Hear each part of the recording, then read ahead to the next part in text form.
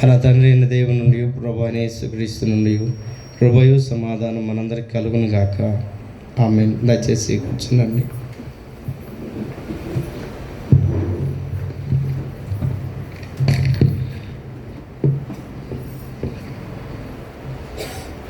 లూకా సువార్త 4వ అధ్యాయము 20-21 వచనాలు. ఆయన గ్రంథము చుట్టి పరిచారకునికి ఇచ్చి కూర్చుండెను. సమాజ మందిరంలో ఉన్న వారందరూ ఆయనను తేరి చూడగా, ఆయన నేడు మీ వెనికిడిలో ఈ లేఖనము నెరవేరిందని వారితో చెప్పసాగాను. ప్రార్థించుదాం. పరిశుద్ధుడైన మా తండ్రి, జీవం కలిగిన మా దేవ, నేడు నీవు మమ్మలను ఆయుష్తో దర్శించావు. మరొక సంవత్సరం అనే దయాకిరీటాన్ని మా అందరి మీద నీవు ఉంచి ఉన్నావు. అందులకే నీ కృతజ్ఞతాస్తుతులు మేము చెల్లిస్తున్నాము. కీర్తనలు పాడి ఆరాధన చేసి నీ నామాన్ని ప్రభువా మహింపరిచాము. నీ లేఖనమును ధ్యానిస్తుండగా ఇది సజీవమైనది, బలము కలిగినది, మా జీవకు ఎంతో మధురమైనది. ఈ వాక్యమును సరిగా రుచించి దాని లోతు గ్రహించి మేము సరిగా ఫలించి నీ నామ మహిమార్థంగా ఉంటూ సహాయం చేయమని యేసుక్రీస్తు నామములో వేడుకొని ప్రార్థిస్తున్నాము తండ్రి. ఆమేన్.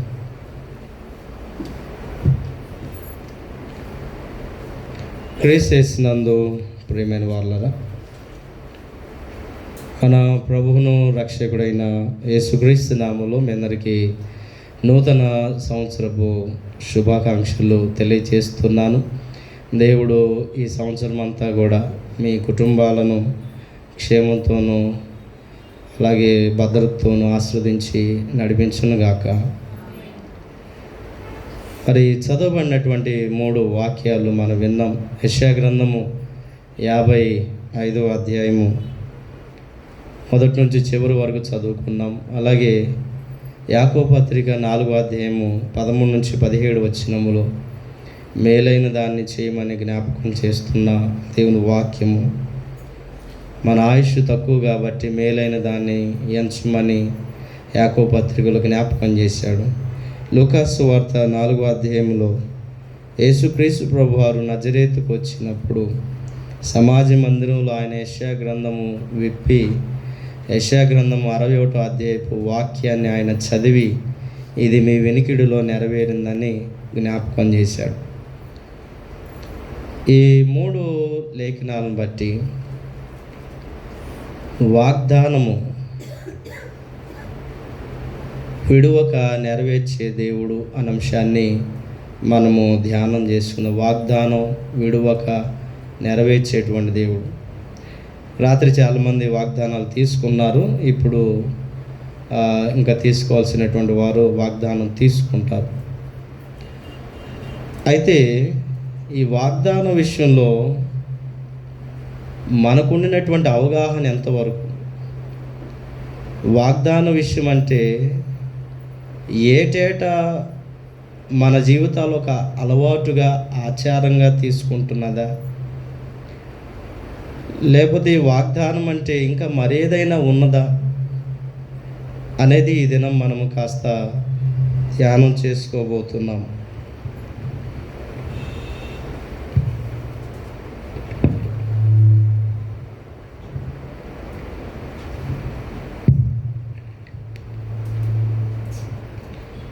ఏమై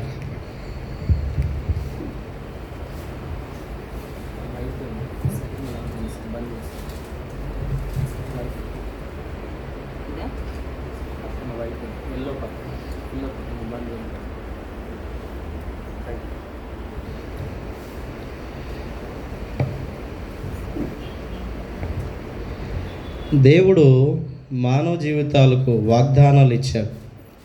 అబ్రహాముతో చేసిన వాగ్దానం మనందరికీ తెలుసు. అలాగే దావీదుతో చేసినటువంటి వాగ్దానము, యాకోబుతో చేసినటువంటి వాగ్దానములు, ఇలాగున్న దేవుడు పితరులతోనూ విశ్వాసులతోనూ తన యందు భయభక్తులు కలిగి వారితో చేసినటువంటి వాగ్దానాలు. అయితే ఈ వాగ్దానాలు మానవ జీవితంలో నెరవేరుతున్నాయి అనటానికి బలమైనటువంటి రుజువులు దేవుని వాక్యమే. దానికి నేను ఒక 2 విషయాలు చెప్పి ధ్యానాన్ని నేను ముగిస్తాను. మొదటిది, యెషయా గ్రంథము 55వ అధ్యాయం మనం చదువుకున్నాం.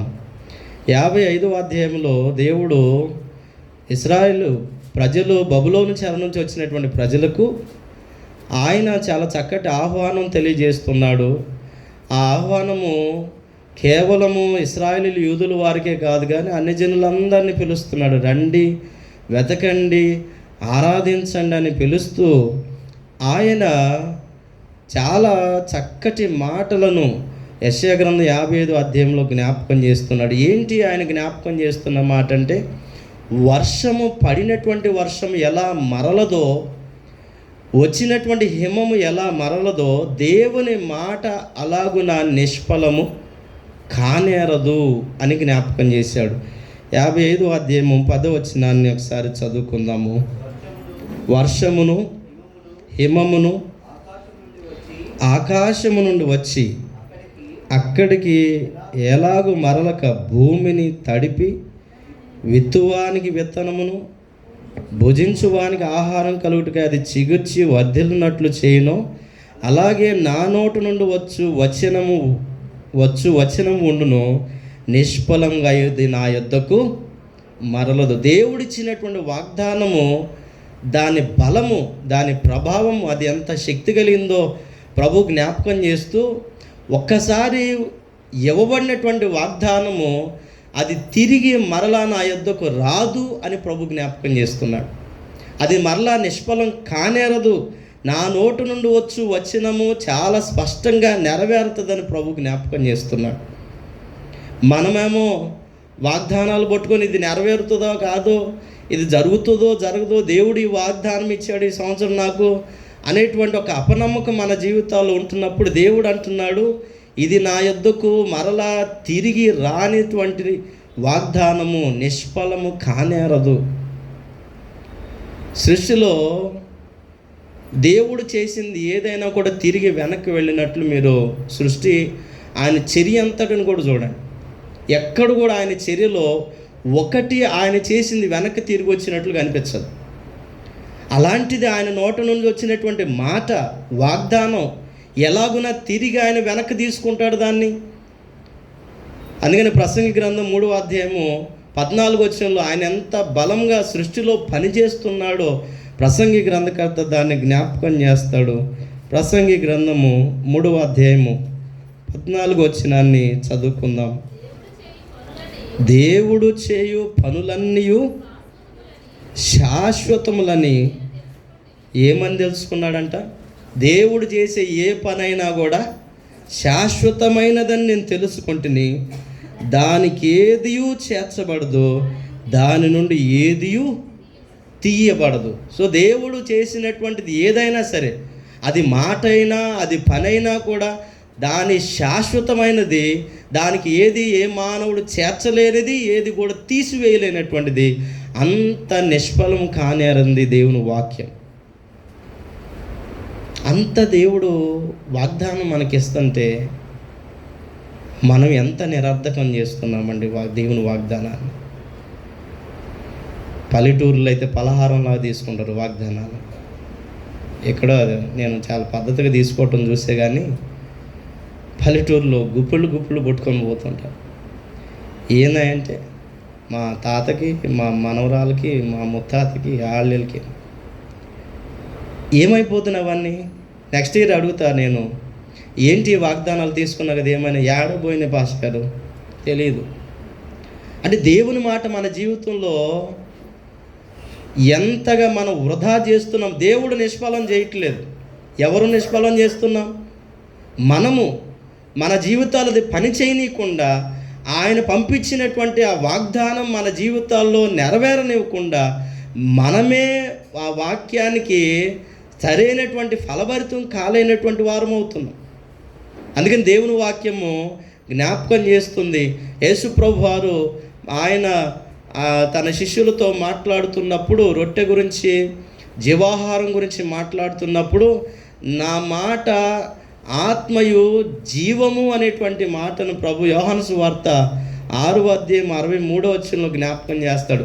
ఆయన మాట ఎంత బలమైనదో చెప్పటానికి, ఆ మాట ఎంత శాశ్వతమైనదో చెప్పటానికి, అది ఎంత స్థిరమైనదో చెప్పటానికి యేసు ప్రభు వారు వాడినటువంటి పదజాలం ఎంత అద్భుతమైనదో చదువుదాము. ఆత్మయే జీవింపజేయుచున్నది, శరీరము కేవలము నిష్ప్రయోజనము.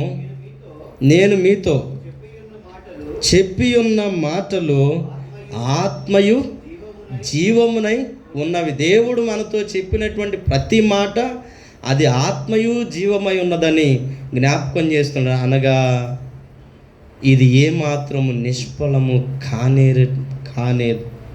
కాలేదు, నిరర్ధకం కానటువంటి వాగ్దానం దేవుడు మనకిచ్చాడు. రాత్రి చదువుకున్నాం పేతురు రాసినటువంటి మొదటి పత్రిక. గడ్డి ఎండును, దాని పువ్వును రాలును, కానీ స్థిరంగా నిలిచేది ఏంటంట? దేవుని వాక్యమే. యెషయా గ్రంథం 40:8 కూడా మరి యెషయా గ్రంథకర్త అదే జ్ఞాపకం చేయాలి. నా మాట నిత్యము స్థిరము, ఈ వాక్యము శాశ్వతమైనదని దేవుడు జ్ఞాపకం చేస్తాడు. అనగా ఇది వ్యర్థం కాలేదు. మరి దేవుని సన్నిధానంకి వచ్చినటువంటి మనము ఆ వాక్యం మన యందు పని చేయటానికి అది నిరర్ధకం కాదని దేవుడు చెబుతున్నప్పుడు, ప్రభా మరి ఎందుకు నా జీవితంలో అది నెరవేరటం లేదు? దేవుడేమో నిరర్ధకం కాదని చెబుతున్నాడు, దేవుడేమో వెనక్కి మరలదని చెబుతున్నాడు, దేవుడేమో అది తీసివేయబడదని చెబుతున్నాడు. కానీ ఎందుకని మన జీవితాలు అది నెరవేరటం లేదు? ఎక్కడ లోపం జరుగుతుంది?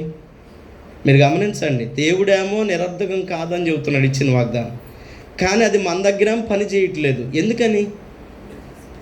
ఎక్కడ జరుగుతుంది లోపం? ఎక్కడ? సామెతల గ్రంథంలో దేవుని వాక్యం ఉంది, ధర్మశాస్త్రాన్ని వినబడకుండా తన చెవిని తొలగించుకొని వాని ప్రార్థన దేవునికి హేయము. నీవు దేవుని ధర్మశాస్త్రాన్ని నీ చెవిన వినబడకుండా, ధర్మశాస్త్రాన్ని నీ చెవినకి ఎక్కనివ్వకుండా, నీ హృదయంలోకి అది చొరబడనివ్వకుండా, అది నీ యందు పని చేయకుండా చేస్తున్నప్పుడు అది నీ దగ్గర నిరర్ధకమైపోతుందే కానీ దేవుని దగ్గర నిరర్ధకం కావట్లేదు. ఎప్పుడైతే మన జీవితంలో పాపం పనిచేస్తుందో, చెడుతనం పనిచేస్తుందో, వాక్యము చాలా నిరర్ధకం చేయబడుతుంది. యెషయా గ్రంథము 55 దేవుడు అవే మాటలను జ్ఞాపకం చేస్తున్నాడు. 55:3 చెవియొగ్గి నా యొద్దకు రండి, మీరు వినిన ఎడల మీరు ఎక్కడ నిరర్ధకం అవుతుంది? విననటువంటి మన దగ్గర ఆ వాక్యము నిరర్ధకం చేయబడుతుందేమో. పెడచెవిని పెట్టినటువంటి మన దగ్గర వాక్యం నిరర్ధకం చేయబడుతుందేమో. ఆ వాక్యం మన యందు పని చేయనీయకుండా మన యందు పాపం పని చేస్తుందేమో. చాలామంది జీవితాలు వాగ్దానాలు నెరవేరటం లేదండి. తీసుకుంటున్నామే కానీ మన యందు పని చేస్తున్నట్టు పెద్దగా ఏమి అనిపించట్లేదు. కొంతమంది జీవితాల్లో అవి పని చేస్తున్నాయి కానీ మరి ఎక్కువ మంది జీవితాలు అది పనిచేస్తున్నట్టు ఎక్కడ మన జీవితాలు కనరాదు. కారణం ఏంటంటే దేవుడైతే మాట ఇచ్చాడు కానీ మాట మీద నిలబడటకు మనం సత్యవంతులం కాదు కదా, మానవులం. మాట అంటాము, మాటను మనమే తడబడుతుంటాం. అందుకనే ఆయన మనల్ని పిలుస్తున్నాడు. 3 చెవియొగ్గి నా యొద్దకు రండి, మీరు వినిన ఎడల మీరు బ్రతుకుదురు, నేను మీతో నిత్య నిబంధన చేసేదని. దావీదునకు చూపిన శాశ్వత కృపను నేను మీకు చూపుదనని ప్రభువు జ్ఞాపకం చేస్తున్నాడు. ప్రియులరా, నిష్ఫలము కానేరని దేవుని వాగ్దానం దేవుడు మన యందు ఉంచాడు. నిరర్ధకం కానేరని దేవుని వాగ్దానం, శాశ్వతమైన వాగ్దానం దేవుడు మన యందు ఉంచాడు. అది మనలో నెరవేరినట్లు మన బలహీనతలు ఏమో అని ఒకసారి మనల్ని మనం పరిశీలన చేసుకోవాలి. దేవా, నీవైతే నాకు ఇస్తున్నా కానీ అది నా యందు ఎందుకు పని చేయటం లేదో, నాలోని లోపాన్ని ఒకసారి సరిదిద్దమని దేవుని అడగాల్సినటువంటి ఆవశ్యకత ఉంది. హెబ్రీ పత్రికలో పౌలు జ్ఞాపకం చేస్తాడు, వాగ్దానం చేసిన దేవుడు ఎలాంటి దేవుడు అంట? నమ్మకం లేని దేవుడా, నమ్మదగిన దేవుడా కదా? మరి ఎవరో నమ్మకం లేకుండా ఉంది. మనలో అపనమ్మక ఎక్కువ. ప్రార్థన చేసేటప్పుడంట జరుగుతుందా, ఏమో డౌటే, జరుగుతుందో జరగదో, దేవుడు ఇస్తాడో ఈడో, నేనైతే అడిగాను అంటే ప్రభు మనకేం చెప్తున్నాడు? అడుగుడి ఇయ్యబడును. అడిగినప్పుడు ప్రభు ఏం చెప్పమంటున్నాడు, ఏం చేయమంటున్నాడు? అడుగు వాటినల్లా మీరు పొంది ఉన్నామని నమ్మి ప్రార్థన చేయి. ఇది పోతుంది మన జీవితాల్లో. దేవుడు ఏదైతే ఇస్తున్నాడో వాగ్దానము, అది మన జీవితాల్లో నెరవేరకపోవటానికి కారణం మనలో ఉన్నటువంటి అపనమ్మిక ఒక కారణమైతే, అవిశ్వాసం మన జీవితంలో మరొక కారణమైతే, మన జీవితంలో పాపము మరొక కారణమైతే, మన జీవితాల్లో దేవుని వాక్యం మీద శ్రద్ధ పెట్టకపోవటం మరొక కారణమవుతుంది. ఎన్ని కారణాలు కదా. అందుకే నీ నూతన సంవత్సరం ముందు నీవు తీసుకున్న వాగ్దానం నీ యందు పని చేయటానికి దేవుడు మాట ఇచ్చిన దేవుడే కానీ, ఆయన నెరవేర్చే దేవుడే కానీ నిరర్ధకం చేసే దేవుడు కాదు. ఎక్కడ లోపం జరుగుతుంది ఒక్కసారి మనలను మనం పరిశీలన చేస్తాం. మన జీవితాలు ఎక్కడో లోపం జరుగుతుంది. అందుకని అది మన యందు పని చేయకుండా. ఎందుకని అబ్రహాము జీవితంలో వాగ్దానం పనిచేసింది? అబ్రహాము దేవుని నమ్మిన గనుక అది అతనికి నీతిగా ఎంచబడు. అబ్రహాము దేవుని యందు విశ్వాసం ఉంచాను కనుక అబ్రహాములో దేవుడు ఆ వాగ్దానాన్ని నెరవేర్చాడు. కాబట్టి అబ్రహాములో ఆ లోపం లేదు కాబట్టి అబ్రహాములో అది నెరవేరింది. హెబ్రీ పత్రిక 10వ అధ్యాయం 23వ వచనాన్ని చదువుకుందాం. హెబ్రీ పత్రిక 10వ అధ్యాయము 23వ వచనాన్ని, వాగ్దానము చేసినవాడు నమ్మదగిన వాడు గనుక తన నిరీక్షణ విషయమై మనం ఒప్పుకొని దాన్ని నిశ్చలముగా పట్టుకుందాము. ఇప్పుడు 11వ వచనాన్ని చదువుదాం. 11వ అధ్యాయం 11వ వచనం, విశ్వాసమును బట్టి శారాయు వాగ్దానం చేసిన వాడు నమ్మదగిన వాడని ఎంచుకొనెను గనుక తాను వయసు గతించినదైనను గర్భం ధరించుటకు. ఎందుకని? వాగ్దానం చేసిన దేవుడు ఏమై ఉన్నాడని నమ్మింది. తాను కనలేదని తెలుసు, తాను గర్భం దాల్చలేదని తెలుసు, అబ్రహాము శారా సంతానము పొందుకోవటం సాధ్యం కాదని సమాజం అంతటికి తెలుసు. కానీ వారు పొందుకోగలిగారంటే కారణం ఏంటంటే నమ్మకం. దేవుడి మీద వారు ఉంచినటువంటి నమ్మకం.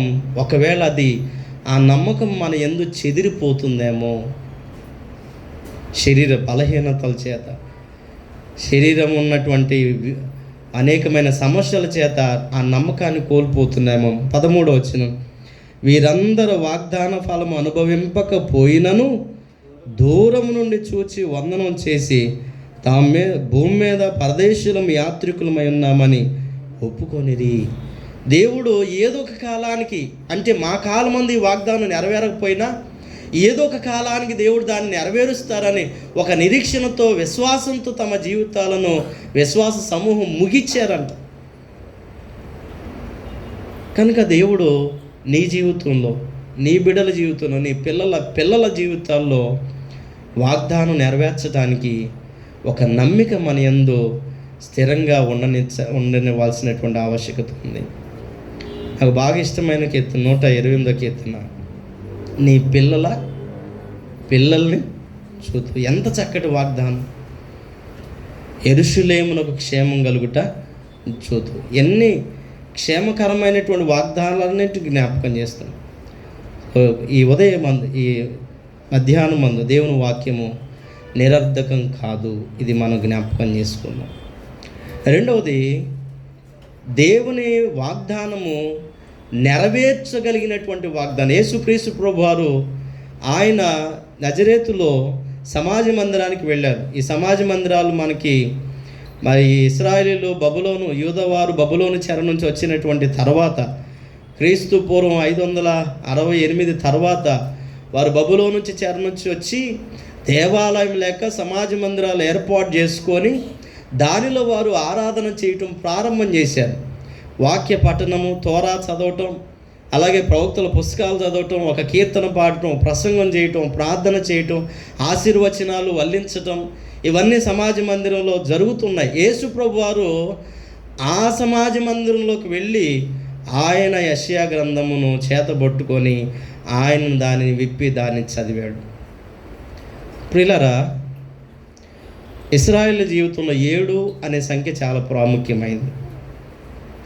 7వ సంవత్సరాన్ని భూమిని విడిచిపెట్టాలి, భూమికి విశ్రాంతి ఇవ్వాలి. 7వ సంవత్సరమున దేవుడు చాలా రెస్ట్ తీసుకోమని ప్రజలకు జ్ఞాపకం చేశాడు. 7 ఏళ్ళు తర్వాత అనగా 50వ సంవత్సరం ఇశ్రాయేలు జీవితంలో సునాద సంవత్సరం, విడుదల సంవత్సరం. ఈ విడుదల సంవత్సరం నాడు ఒకడు తన భూమిని విడుదల పొందించుకోవచ్చు, ఒకడు తన అప్పు నుంచి విడుదల పొందవచ్చు, తనకున్న చెరసాల జీవితం నుంచి విడుదల పొందొచ్చు, బానిస జీవితం నుంచి విడుదల పొందొచ్చు. యేసుక్రీస్తు ప్రభు వారు ఆ విడుదల సంవత్సరం నాడే ఆయన యెషయా గ్రంథాన్ని చేతబట్టుకొని, యెషయా గ్రంథం 61వ అధ్యాయపు వాక్యాన్ని చేతబట్టుకు ఆయన చదివాడు అని చరిత్రకారులు అంటారు.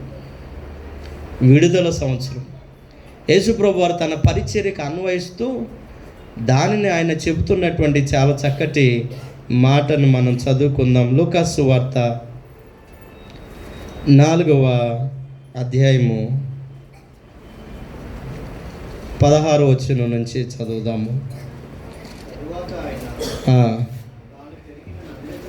తాను పెరిగిన నజరేతుకు వచ్చెను, తన వాడుక చొప్పున విశ్రాంతి దినమందు సమాజ మందిరమునకు వెళ్ళి చదువుటకై నిలుచుండగా ప్రవక్త అయిన యెషయా గ్రంథము ఆయన చేతికి ఇవ్వబడిన. ఆయన గ్రంథము విప్పగా ప్రభు ఆత్మ నా మీద ఉన్నది. ఎందుకు? పేదలకు సువార్త ప్రకటించడానికి. విడుదల సంవత్సరం, ఆయన విడుదల సంవత్సరమును మానవ జీవితాలు ప్రకటిస్తున్నాడు. ఏంటి విడుదల? చాలా రకాలైనటువంటి విడుదల మానవ జీవితాలకు అవసరము. ఒకటి, పేదలకు సువార్త ప్రకటించడానికి. యేసుక్రీస్తు ప్రభు వారు ఈ లోకానికి వచ్చినదే పేదలైనటువంటి వారికి సువార్త ప్రకటించడానికి అని మనందరికీ తెలుసు. భారతదేశానికి సువార్త కూడా వచ్చింది పేదల కోసమే. అందుకనే మన పూర్వీకులు, మన పితరులు చాలామంది పేదలై ఉన్నారు. వారు ప్రభువుని తెలుసుకున్నాక మనం చాలా ప్రభువులో ధనవంతులమయ్యాం, ప్రభువులో జ్ఞానవంతులమయ్యాం, ప్రభు వాక్యం ద్వారా మనం చాలా తెలిసినటువంటి వారమయ్యాం. ఇది భౌతికపరమైన అంశం. కానీ ఆధ్యాత్మికంగా ప్రభు జ్ఞాపకం చేస్తాడు. ఆత్మ విషయమై దీనులైన వారు ధన్యులు, పరలోక రాజ్యము వారిది. దేవుడు వారి విషయం కూడా జ్ఞాపకం చేస్తున్నటువంటి ఆయన నజరేతు మేనిఫెస్టో మనం జ్ఞాపకం చేసుకుంటున్నాం. తర్వాత చెరలోనున్న వారికి విడుదల. యేసుక్రీస్తు ప్రభు వారు ఏది మాట్లాడినా కూడా మానవ భౌతిక ఆధ్యాత్మిక జీవితాలకు సంబంధించి ఆయన తప్పకుండా మాట్లాడతాడు. భౌతికంగా నలిపివేయబడినటువంటి వారు చాలామంది ఉన్నారు. యెషయా గ్రంథం 58వ అధ్యాయంలో మరి ప్రజలు అనుకుంటున్నారంటే మేము ఉపవాసం చేస్తున్నాం, ప్రభు మా ఉపవాసం చూడటం లేదు, మా ఉపవాసాన్ని ప్రభు అస్సలు ఆలకించట్లేదు, పట్టించుకోవట్లేదు అంటే ప్రభు అంటున్నాడు, అసలు నాకు ఇష్టమైన ఉపవాసం ఏదో తెలుసా మీకు? ఏమిటి ఆ ఉపవాసం అని ప్రభు జ్ఞాపకం చేస్తున్నాడంటే, ఎవరైతే దుర్మార్గులు కట్టిన కట్లు విప్పుతారో అది నాకు ఇష్టమైన ఉపవాసం. నిజమే, ఎవరైతే అలాగున్న బందీ అయి చెరలోను హింసల్లోనూ ఉంటున్నారో వారిని విడిపించటం ఆ యొక్క మహా ఉద్దేశం. యెషయా గ్రంథము 58వ అధ్యాయంలో అట్టి విడుదలను యెషయా గ్రంథకర్త జ్ఞాపకం చేస్తున్నాడు. 58వ అధ్యాయము 6వ వచనం, దుర్మార్గులు కట్టిన కట్లను విప్పుటయు, కాడిమాను మోకులు తీయుటయు, బాధింపబడిన వారిని విడిపించుటయు, ప్రతి కాడిని విరగొట్టుటయు నేను ఏర్పరచుకున్నా. కాబట్టి ఇలాగున ఎవరైతే బంధించబడి ఉన్నారో వారందరికీ విడుదల ప్రకటించటానికి ప్రభు ఈ లోకానికి వచ్చారు. ఇది భౌతికపరమైన అంశం. ఆధ్యాత్మికంగా కూడా మన జీవితాల్లో ఒక చెరలో ఉన్నాం, దాస్యత్వంలో బ్రతుకుతున్నాం. ప్రభు మాట్లాడతాం, మీరు దాసులై ఉన్నారు కాబట్టి ఇక మీరు దాసులు కాక ఇప్పుడు మీరు స్వతంత్రులుగా పిలువబడుతున్నారు. అనగా ఆయన మేనిఫెస్టోలో ఒక పక్క పేదలకు సువార్త, రెండవది చెరలోనున్నటువంటి వారికి విడుదల, మూడవది గుడ్డి వారికి చూపు. గుడ్డితనము రెండు రకాలు. ఒకటి భౌతికంగా కళ్ళు లేనటువంటి పరిస్థితి. యేసు ప్రభు వారి పరిచర్యలో భర్తలోమై గుడ్డివాడు బాగు చేయబడటం, యోహాను సువార్త 9వ అధ్యాయంలో పుట్టుగుడ్డివాడి బాగు చేయబడటం మనం చూస్తాం. భౌతికంగా గుడ్డితనము. కానీ భౌతికంగా గుడ్డితనం ఎంత బాగు చేయటం ఎంత అవసరమో ఆధ్యాత్మికంగా గుడ్డితనం కలిగినటువంటి వారు చాలామంది ఉన్నారు. దేవుడు వారి మనోనేత్రములను తెరుచు. ఆయన మేనిఫెస్టో చూడండి. ఒకటి భౌతికంగా పనిచేస్తుంది, రెండోది ఆధ్యాత్మికంగా మానవ జీవితంలో ఆయన యొక్క మేనిఫెస్టో పనిచేస్తుంది.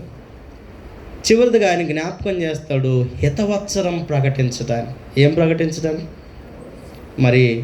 గత సంవత్సరం అంతా ఎన్నో కష్టాల్లోనూ ఇబ్బందుల్లోనూ ఇరుకుల్లోనూ చాలామంది ఉన్నారు. రోగాల్లోనూ విడుదల పొందాల్సిన అంశాలు చాలా ఉన్నాయి. అలాంటి అంశాల్లో మనం విడుదల కోరుకుంటున్నాం. చాలా విషయాలు బహుశా కొంతమంది చెప్పగలుగుతారు బయటికి, కొంతమంది చెప్పుకోలేకపోవచ్చు. కొంతమంది దేవుని దగ్గర బాహాటంగా విన్నవించుకొని కన్నీరు గార్చేటువంటి వారు ఉన్నారు.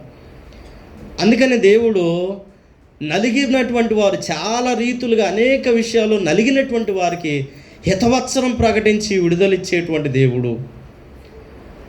ఇవన్నీ ఆయన చదివి ఆయన వాడినటువంటి ఒక పదము, ఈ లేఖనము మీ వినికిడిలో నెరవేరింది.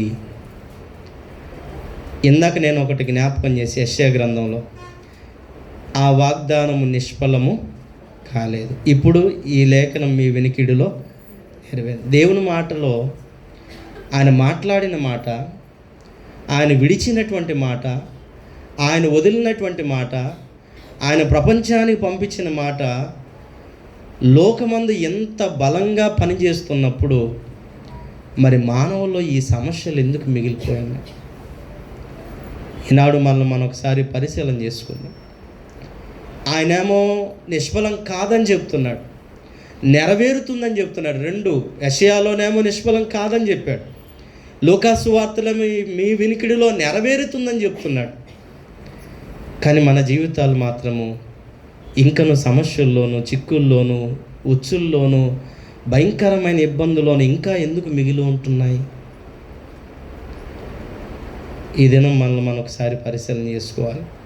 యాకోబు పత్రికలో దాని పరిష్కారాన్ని జ్ఞాపకం చేస్తున్నాడు. దేవుడైతే చెప్పాడు, దేవుడైతే నెరవేరుస్తున్నాడు, దేవుడైతే జరుగుతుంది అని చెప్తున్నాడు, ఈ దేవుడైతే ఇది నిరర్ధకం కాదని చెప్తున్నాడు. కానీ మానవ జీవితాలు ఎందుకు నిష్ఫలమవుతుందంటే మానవుడు మేలైన దానిని చేయటము మానివేశాడు. చూడండి, యాకోబు పత్రిక 4వ అధ్యాయం 17వ వచనాన్ని చదువుకుందాం. కాబట్టి మేలైనది చెయ్య నెరిగియు అలాగూ చెయ్యని వానికి పాపమే కలుగును. ప్రియులారా, గమనించామా? అర్థం చేసుకున్నాం ఎందుకు దేవుని వాక్యము నిష్ఫలం కాదని దేవుడు చెప్పాడు, వెనికిడిలో నెరవేరుతుందని ప్రభు చెప్పాడు. కానీ మన జీవితాలు ఇంకా ఎందుకు అలాగ మిగిలిపోయి ఉన్నాయంటే మేలైనదేదో మనము చేయటలేదు, మేలైనదేదో మనం ఎంచుకొనటలేదు, మేలైనదేదో మన జీవితాల్లో సరిగా మార్గాన్ని సూచించిన మార్గాన్ని పట్టుకోవటలేదు మన జీవితాల్లో. అందుకనే మన జీవితాల్లో చాలా విషయాలు నిరర్ధకమవుతున్నాయి. దేవుని సంగతులు, ప్రసంగి గ్రంథం మీరంతా చదివినప్పుడు వాడినటువంటి ఒక పదజాలం అంతా మనకు తెలుసు. వ్యర్థము, వ్యర్థము, వ్యర్థం. మరి ఏది వ్యర్థం కాదు? ప్రసంగి గ్రంథం చివరిలో చెబుతాడు, మనుష్యుడా ఆలోచన చెయ్యి, ఏది వ్యర్థం కానిదేదో, నష్టం కానిదేదో, నిరర్ధకం కానిదేదో, మానవ జీవితంలో ఆయాసకరం కానిదేదో, లేకపోతే వృధా కానిదేదో, పోకుండా ఉండినదేదో, స్థిరంగా ఉండినదేదో ఒక్కసారి మానవ జీవితంలో ఆలోచన చేస్తే యెహోవా యందు భయభక్తులు కలిగి ఉంటాయే తేలిన ఫలితార్థం. చూడండి, ప్రసంగి గ్రంథము చివరి అధ్యాయంలో ఈ మాటలను జ్ఞాపకం చేస్తుంది. ఇదంతయు వినిన తరువాత తేలిన ఫలితార్థము ఇదే, దేవుని యందు భయభక్తులు కలిగి ఆయన కట్టడలను అనుసరించి నడుచుచుండవలెను, మానవ కోటికి ఇదియే విధి. కాబట్టి ఈ మేలైన దాన్ని నీ జీవితంలో ఎంచుకోగలిగితే, దేవుని యందు భయభక్తి కలిగినటువంటి మేలైన మార్గాన్ని సరిగా మన జీవితాల్లో ఎంచుకోగలిగితే, దాన్ని తీసుకోగలిగితే, మన జీవితంలో దేవుని వాక్యం నిరర్ధకం కానేరదు. అది మన యందు తప్పకుండా ఫలిస్తుందని జ్ఞాపకం చేస్తున్నా. ప్రభు మనకి చెప్పేటువంటి చాలా చక్కటి మాట, నీవు కుడికైనను ఎడమకైనను తిరుగక నీకు చూపించినటువంటి సూటి అయిన మార్గమున నీవు ప్రయాణము చేయి. మరి అది మన యందు ఉందా? మనమేమో కుడి తట్టుకు పోతున్నాం, ఎడమ తట్టుకు పోతున్నాం. కానీ దేవుని వాగ్దానం మన యందు పని చేయాలంటే ఎలా పనిచేసిద్ది? దేవుడు చూపించిన తిన్నని మార్గం, మేలైన మార్గాలు విడిచి, దేవుడు చూపించినటువంటి సరి అయిన మార్గాన్ని విడిచి మనం అటు ఇటు మార్గాలు పోతుంటే, యాత్రికుని ప్రయాణంలో ఎన్నో అడ్డంకులు వచ్చాయంట. ధనం వచ్చింది, శరీర కోరికలు వచ్చాయి, త్రాగుడు వచ్చింది, అవి వచ్చింది, ఇవి వచ్చింది, అన్ని అడ్డంకులు వచ్చాయి. కానీ యాత్రికుని ప్రయాణం మాత్రం ఆగలేదు. అందుకని ఈ సంవత్సరం మందు 2026 మొదటి దినం ప్రారంభించిన నీవు ఈ సంవత్సరం ముగించేలోపు దేవుడు నీ అందించిన వాగ్దానం నెరవేరటానికి నీ మార్గం తిన్ననైదేనా, నీ మార్గం చక్కనైందేనా, నీ మార్గం మేలుకరమైందేనా, నీ మార్గం దేవునికి ఇష్టకరంగా ఉందా, ఆయాసకరంగా ఉందా? ఒకసారి మనం పరిశీలన చేసుకుందాం. ఈ 2 మాటలు చెప్పి నేను ముగిచ్చేస్తా. ఒకటి, ఆయన ఇచ్చిన మాట నిరర్ధకము కానేరదు. రెండోది, ఆయన ఇచ్చిన మాట మన వినికిడిలో అది నెరవేరుతుంది. సమస్య ఎక్కడుందో మనం పరిశీలన చేసుకుందాము. ఆ వాక్యము నిజంగా మన యందు నెరవేరుటకు మన జీవితాలను ప్రభువు చక్కదిద్దునుగాక. ఆమేన్. సమస్త జ్ఞానం ఇచ్చిన దేవుని సమాధానము యేసుక్రీస్తు వలన మీ హృదయములకు తలంపులకు కావలుండునుగాక. ఆమేన్. దేవా